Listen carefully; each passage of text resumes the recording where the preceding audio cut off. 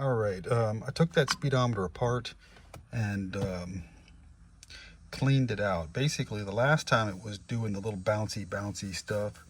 I took it apart and it looked fairly clean. I figured it might need a couple of drops of sewing machine oil on a couple of parts, so I did that. But when I put it back together, it actually got worse after a while.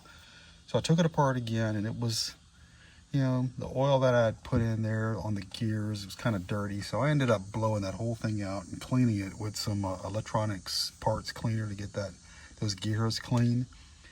And then I tested it on the bench after cleaning it, and it seemed to work a lot better. So I've gone ahead and put it back in the car, and we'll see what happens when I take it on the next test drive. Experience has shown me that just because it works on the bench doesn't mean it works right in the car. So anyway, we'll see about that. Anyway, back in the car and we'll move on.